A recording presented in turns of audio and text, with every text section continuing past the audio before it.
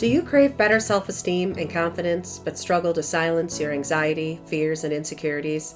If so, welcome to the sisterhood of fellow travelers on the path to reclaiming their self-confidence and happiness. I'm Jennifer DeBellis, award-winning author, speaker, and assault survivor. I spent the past few decades helping young women like you overcome fear, self-doubt, and trauma to reclaim their joy and self-worth. I cannot wait to share the secrets I learned on my own healing journey and help you restore your inner warrior as I show you the skills and tools you need to save your own broken world. If you're ready to empower your inner warrior to overcome fear, doubt, and anxiety, turn off those distractions and tune in to this episode. If you struggle to know when to keep pushing through something and when to just give up on that battle and find another route or solution, this episode is for you. So thanks for being patient with me while I wrestle through my own struggles of getting my technology up and running. So today I'm just going to sit back on my back patio and just talk to you because that's what I have available to me. My laptop's in for repair and here I am trying to find another solution, which is what I'm going to talk to you guys about today. So in this episode, you're going to gain some insights into that internal struggle that we have about when to keep pushing through to get the results that we're looking for and when to recognize that we're being stubborn and to maybe let go. You're also going to hear about some of my recent experiences with how I've dealt with this internal wrestling battle and when to know when to shift gears and go in a different direction. And ultimately, you'll also gain some tips and insights into how to navigate your own stubborn battles or know when you're being stubborn and need to change your battle gear and change your battle ground. Okay, so I have been dealing with some really difficult situations where I'm trying to make things happen in my own capacity that I just can't make happen in my own capacity. I can't do it in my own strength. I can't do it in my own powers. And I know that that's a very relatable topic for all of us, where we just try to accomplish things because we commit to something or we set out to do something, and then we start hitting obstacles, and then things don't start to go our way, and then maybe we start to realize that just things aren't working. Things start to break down in this cycle. And I found myself recently doing that, trying to power through something and make things happen in my own power, and they just weren't happening. And I was getting frustrated, and I found myself wasting a lot of time trying to make that situation work.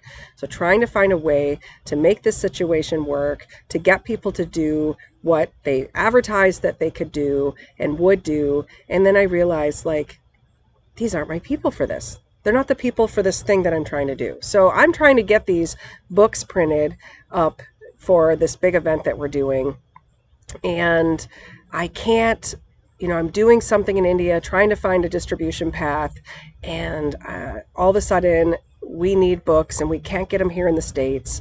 And we have these two big events going on for the book release of USA versus Raj. And I can't get it to work. And so I am working with this particular outlet and I've spent hours. It's the middle of the night. I know that if I go to sleep, that because it's the next day there in India, if I go to sleep, I'm going to lose an entire day, and every day is precious because I'm realizing I might not pull this off. So you're going to have to deal with the background noise because I'm outside. We'll wait for him to go by. So I realize that I'm gambling at this point. I placed this order for these books and I'm like, I can't guarantee they're going to be there in time. And then what am I supposed to do? So I'm exhausted. It's the middle of the night. I have been pulling these back to back almost entirely, staying up all night. I realize, I don't know what I'm going to do. So I go to bed and I'm an hour and a half into sleeping. And I have that epiphany moment where I'm wrestling with the things in our sleep, which if you don't realize that, we do. We wrestle with things in our sleep, in our brain. Even when our body's trying to rest, our brain is trying to figure out our problems for us. So a lot of times our dreams are really convoluted and weird, but they're filled with some of these instances of problems and things that we're trying to work out in our real-time lives. So all of a sudden I wake up and I realize these aren't my people. like they're doing this other thing for me, but these aren't my people to do this rush order and to make sure that it's getting done. And they don't even have a phone number. So I couldn't even call them up. I'm going back and forth with emails, and I'm like, oh my God, I'm way out of my element. And of course, I have all these people relying on me to just do this thing. And so I eventually am like, I need to find another solution. I need to find someone who can do what I need them to do. And I need to find someone who will talk to me in real time and talk me through it and let me know if I can do this thing that I want to do. And so I finally find someone to do this task for me, and they're talking to me on WhatsApp. So I have a real life person who's going back and forth with me, and I'm having problems with the online interface because I'm in the United States. This app is up and running in India, and there's like firewalls that I can't get past, and just different things that are keeping me from progressing through the screens to do what I need to do. And so this person, because I found somebody who was capable, they had the capacity to help me out. So this individual, she's on the other side and she's doing her little magic behind the screen, and I can see her progressing me through these different screens and ultimately getting me over the course of a couple hours, because we're talking about like really large files and going back and forth. Did you get that right? Is the right specs? And let me put that through to our our processing team, make sure they don't need anything for you. So back and forth, like 2.5 hours, we get it done. And of course, at this point, all of my credit cards are frozen. It's the middle of the night here, and my credit cards, all the protection started to kick in, like, this place in India is trying to use your credit card. Are you sure this is you? And then I would say yes. And then because it was after hours, it wasn't unfreezing my card to use it. So I literally went through all of my resources, and I'm like, what the heck am I going to do? And I found myself just in this just vicious, awful cycle of feeling helpless and defeated. And eventually, I had to take a step back, take a walk, take a bathroom break, and really just let myself think through. Sometimes when you're in the heat of something, you can't see things objectively, you can't see things clearly, you can't even see some of the solutions that might be right there in your path. And in this case, I was like, I need to take a break. Let me just walk away from this, get some water, take a vitamin C drink, get some energy in me. And I then was like, okay, I've got my PayPal option. If I can get this through on my PayPal, I think I'll be good. Because even if it flags it, it'll probably process this one payment and then say, okay, we need to make sure this is really you. So I get all that to go through, and then I go to sleep. I text everybody on our team before I do that to say, hey, I've got things in motion. So even if this other one doesn't come through, we have this other option. So we'll be doubly prepared, or at least we'll be prepared from one of these options. And so I wake up the next day and I go and I'm teaching my class. I teach composition at the college level. And so I'm teaching my class and I'm talking with my students about their own voice and their own troubleshooting strategies and how they struggle through and wrestle through things and ultimately find solutions for their problems. And so this is something we're talking about in the class, and I'm constantly revisiting what I had just been through in the last 24 hours with this particular project while my computer is breaking down. And it's just all these obstacles. It's just like, talk about the devil dancing on your back with a team of donkeys. So I'm like, I have all of these different things going on, these obstacles in my way. And it was every single time that I stepped back and just took a breath and gave myself some distance that I was able to come up with a different solution. And it really got me thinking about how we sometimes get so stubborn and keep on the course. We're just like, nope, this is the course we set out to do. I'm going to do this. I have to do this. And for whatever our motives are, whatever our reason is, we're like, we have to get this done. And we just keep doing it over and over and over again. And the expression, continuing to do the same thing over and over and over again when it fails and fails and fails, is the definition of insanity. And so, yes, you start to feel completely out of your mind when you are going through this process of doing things over and over again and failing and failing and failing. You have to change a constant here. You have to bring something in. Even if you do most of it the same and bring something in, you have to change it. But how many times do we get stuck in that futile cycle of just chasing our tail like a dog? And we're not chasing anything. We're chasing our shadow. And so we get stuck in these cycles where we are constantly failing And what does that do? And that's what I want to bring it back around to some of the things that we've been talking about in the podcast here, is because what that ultimately does is it kills our confidence and it kills our value and our self-worth. And so this very thing that we're trying to, succeed at doing something, and then we are continually failing because we are just trying to push through something that's just never going to give way to us, it starts to suck our confidence out. And then we walk away if we run out of time, because we know every single task has a set amount of time that you can accomplish it in. We don't often have the luxury of like, well, I'll just keep trying tomorrow. I'll just keep trying tomorrow. And then eventually I'll find a way. Those experiences are beautiful when they happen for us. But in real life, in most of the situations that we're dealing with, is like we only have so much time to get through this particular thing. And then we need to move on. We need to turn it in, we need to turn it over, and we have other things that need our attention. And so this is those types of situations where you start to feel anxious then that you can't handle it and you're not handling it. It's not working the way that you need it to work. And then we start to lose ourselves and we start to lose our way. And so what I realized when I was self-reflecting back on this experience and how I found a way was that reminder that sometimes we need to find someone who can fulfill what we need to fulfill.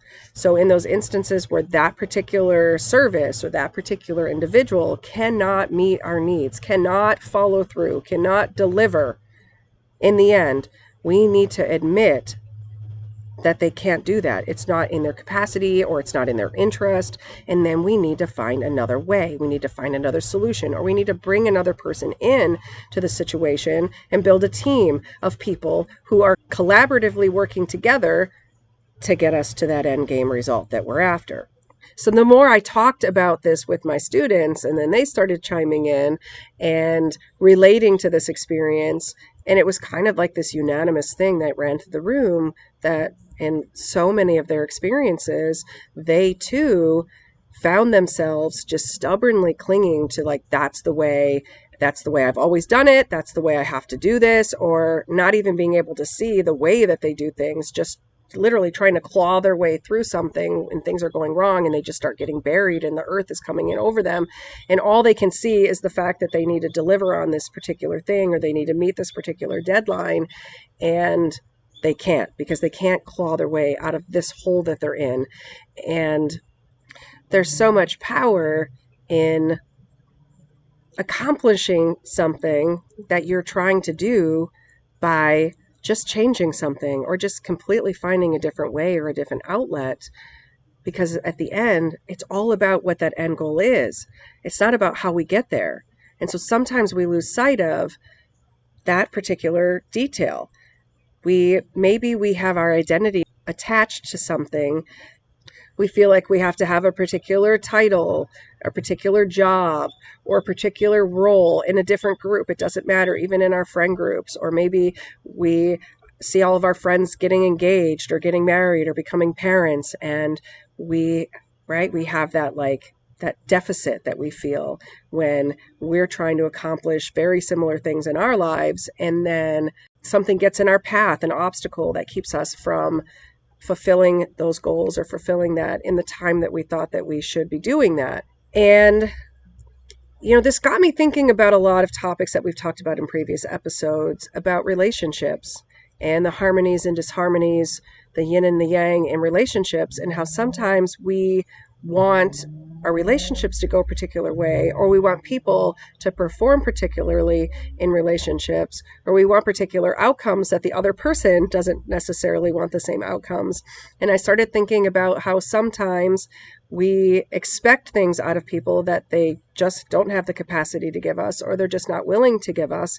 And we just keep blindly or stubbornly pushing the relationship forward, almost dragging the person through the relationship, because we're like, we have to exist this way. We have to coexist this way. Other people do it. I see it happening, and I've experienced it in relationships with loved ones, in the immediate family nucleus, or even an extended family, or friends that become family, or really close friends, or even work acquaintances that you can't imagine those seasons of your life without those individuals that feel very much like family for that period of time, for that season. Recently, I have witnessed someone who I care about kind of in this vicious cycle where she's constantly telling, all of the finer details about different stories and different experiences that mean absolutely nothing to the person she is dating.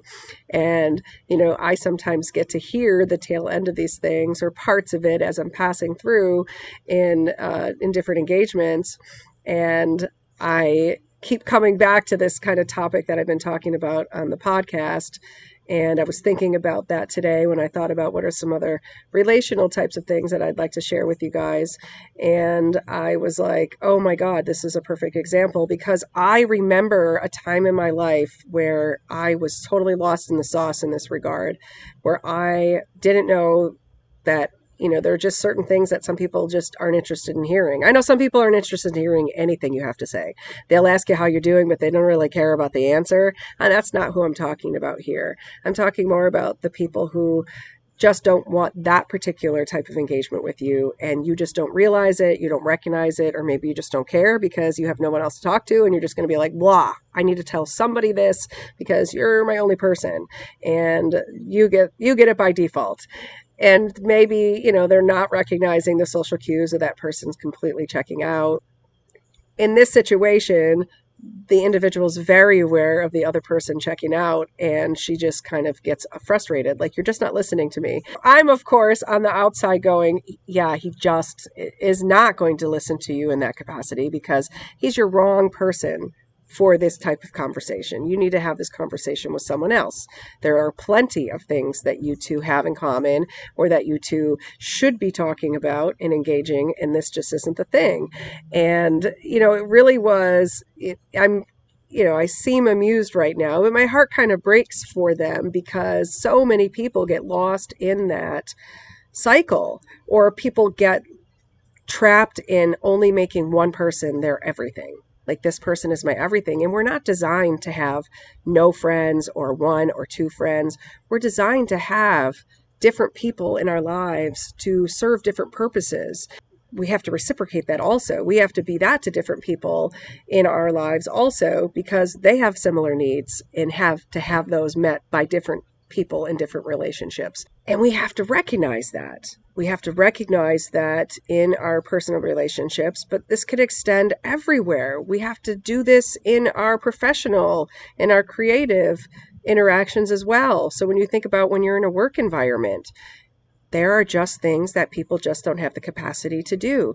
There are things that people just aren't going to be in pace with one another. They're not going to be in sync. We're not in lockstep with everybody that we are interacting with in a work setting or even in an academic setting, which I spend a lot of time in an academic setting, or in our personal relationships. And yet we lose sight of that. Or maybe I'm telling you something for the first time that you've never even considered, that it's really beneficial for us to recognize these things so that we're not, number one, beating ourselves up, but number two, burning out our relationships and then wondering why people stop returning our calls, or people just want to get to the chase, right? They'll call you up and they'll be like, oh, I just want to ask you this really quick question. And then you start to think, oh, they're really busy. They're too busy for me. Or you start speculating because they're not really telling you, like, oh my God, your stories are so long. And I remember someone telling me, like, I don't want to hear your long stories anymore. And I first was like, that's really, they were really rude about it.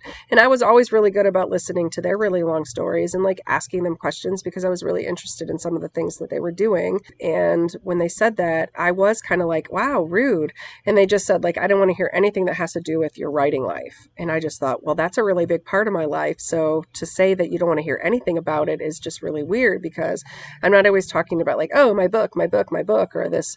I'm talking about like some of the really important things that I'm wrestling with, or the people I'm trying to help tell their stories and things. And so I was like, all right. And for a while I was really offended by that. And, I still recognize it as kind of a rude thing in that instance, but I always think about it like, as when I'm thinking about this topic, as they were just somebody who didn't have an interest in those things. They didn't have an interest in those things, and they didn't care that they hurt my feelings saying, I don't want to hear about that. It's like saying, I don't like a specific genre of movies or books or music. Like, I don't like country music, so I don't really care about how much you like about it. I don't want to hear the songs. I don't want to hear you talking about the songs. And so, if I could just try to put it into that context and say, okay, the person is kind of that person anyway. That's their personality. They're just like, I don't care. I say it like it is. But there's some validity if I try to let them be human to say, they don't want to hear that country song. They don't want to hear about country songs. And I'm like, okay, I can make peace with that and just not talk about those things. But it always made me anxious to be like, oh, am I going to say something that's a crossover? And they're going to say, oh, you're doing it. You're totally disrespecting what I asked you not to do.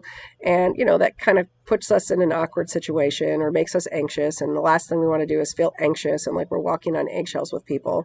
But I'm not even really friends with this individual anymore, so I don't even have that pressure to worry about it. But it's always a constant reminder that, people have not just a capacity. Sometimes people just don't have an interest in it, and they will literally just stop being friends with you or stop listening to you when you start talking about those things.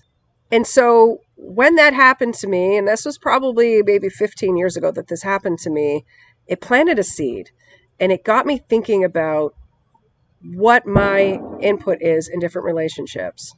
And I was like, okay, I got to work on that. And it was a really long work in progress because I can say that even for the next 10 years, I was still getting caught up in that trap of just not getting out much socially and just talking and talking and talking to people about things that they really didn't want to hear. And so then they would just tune out. And I don't know that I was really paying attention to the fact that they were tuning out. And now, sadly, I have a couple of relationships where they just tune out as soon as I open my mouth, even though I've done that work. And I'm like, you know what? I'm not the same person. I recognize that, I may have been just trying to talk about the wrong things or all the same things with the wrong company. And it's really kind of disheartening to think about how those types of things happen in a relationship and then you damage it. And then it's like, well, how do I fix this? How do I show people that I'm not that same person? And all I can say to you is you just have to show up and just keep showing people that you are a different person.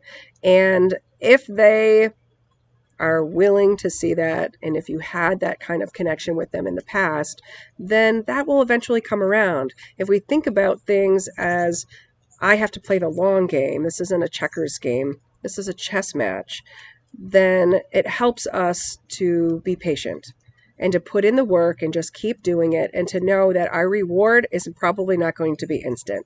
And we might have those times where we have the instant gratification or the moment where we instantly feel fulfilled because we can see that the power in that connection or the transformation that's happened or that can happen or that's going to happen or that happened in that one instance. But, overall, all things that need to be healed take time and they take attention. Just like I've talked about in other episodes, you can't just be like, oh, well, time alone will correct it. No, if you just let something that's like a gaping wound heal with time, it's not going to heal. It's literally going to get infected and you may have to cut the limb off. And when we think about that in our personal relationships and the things that we really care about in our lives, we have to put the care into it. So the time and the care. So the time part is where we have to say, it's not going to happen overnight. There is no instant gratification for this. We can have moments of gratification while we're putting in the time and while we're waiting for that end goal and the whole healed outcome that we're after. And that's going to be something that we need to put that attention into and we need to put that time into, and it's worth it. You can't get on the table and tap dance and say, it's over. I'm a new person. Look at me. You have to put the time in and you have to believe that if you keep doing it, that end goal is achievable. And the really interesting thing about that, not just the belief, because it's the action behind the belief. You can't just sit around and pray and wish and pray and wish. You actually have to do. You have to do and then do and then do some more and then pray and then believe and then do and then do and then do some more. over and over and over, lather, rinse, and repeat, because it's in the doing that we grow as individuals, that we heal ourselves as individuals, and that healing can shift and that people can see that we're changed. And also in that whole process, the plot lines over and over and over, all the way through the process, we heal our confidence. And maybe we develop confidence for the first time when we never had that confidence to begin with. And that leads us to that really bold and really fierce self-worth, and that we know we're something important. We know we're valuable. And then those things go back and forth. So knowing your value and knowing your worth and knowing you have a place at this table, and then your confidence starts to come out of that, and then it starts to show. And those two things feed each other over and over and over again. And that is what informs this Restore Your Inner Warrior podcast series, is that idea that you can put all of this work into yourself. You hear the tree frog. You put all of this into yourself, and the fruit of that is you do fiercely regain that confidence. And there are very few things in this world that feel more gratifying than when you can look at yourself in the mirror and say, yes, right? I believe in myself, and I believe in the missions that I set out to do. And I will just keep passionately going through my life, being myself, growing in myself, learning from my trials, learning from my tribulations, and even learning from your successes. We have to also be able to look at the learning that happens in self-reflecting on those victories and on those successes, and how those will also help propel us forward, because we will be a work in progress until we die. You don't reach some point of perfection and then get to live out like, oh, I'm going to live out 10 years at this point of perfection. No, we are continually a work improving over and over and over. We are growing constantly, and we are changing constantly. And then we have to adapt to those changes and grow, and then figure out and discover who we are in that new space and in that new world, and what our new goals are, and what goals and aspirations we need to put to rest, or we need to say, check, that's done. We've lived that season. And now what do we do with this season?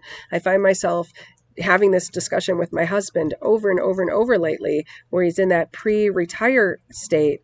And it's like, it's not a bad place to stay, but you've got to stop resisting. You have to start making peace with certain things. And you also have to start embracing the mindset to say, you've achieved and accomplished all of these incredible things, and now maybe it's time to shift and reconsider what is the next set of goals and ambitions that you have, so that then you can adjust and you can start to believe in something that is achievable. You've already achieved these things, and to keep spinning your wheels and trying to keep living life to that capacity when you can't live your life to that capacity is really futile. And it's killing your self-confidence, and it's killing your value and your passions. Your passions are suffering as a result of it. So I really hope that you are encouraged today to just keep living it out, and just keep readjusting, and to be willing to know when you have to keep pushing through something. I get it. Sometimes the obstacles are there and you just have to keep pushing through. And you also have to know when you need to stop for a second, take a breath, maybe take a walk around the block, and then come back to it and say, is this an instance where I need to reconsider another way, or I need to bring in some other help here, or I need a whole new plan? And we have to be willing to have that discussion with ourselves, because at the end of the day, we just want that outcome. There will be times when we feel the pressure closing in on us, where we feel like we're being squeezed, we're being pushed beyond our limit. And sometimes that will make us be more stubborn and more rebellious and more determined to just stay the course and finish it up. And we lose sight of finishing strong. And that's okay to feel that way. Don't lose your way, though. Take a step back and readjust, and remember that your goal is to finish strong. And so you need to do what it takes to finish strong. And even if it means rest, even if it means take a step back, take a breath, because in that moment of silence, or in that rest, you'll find your way again. Just remember to get back up. Don't quit altogether like, oh, this is too much. Just remember that You got to come back at it, and maybe you'll come back at it stronger. And these are the ways that we continue to develop our confidence and that we get through stuff. We have to get through stuff. So this is the way that we get through stuff, is we have to give ourselves grace and give ourselves sometimes space and change the course when we need to change the course. And there's no formula. You sometimes just have to find your way in real time, and you have to bring these strategies and this thinking into it to know when to do that. So I hope that you're encouraged today to just keep figuring it out.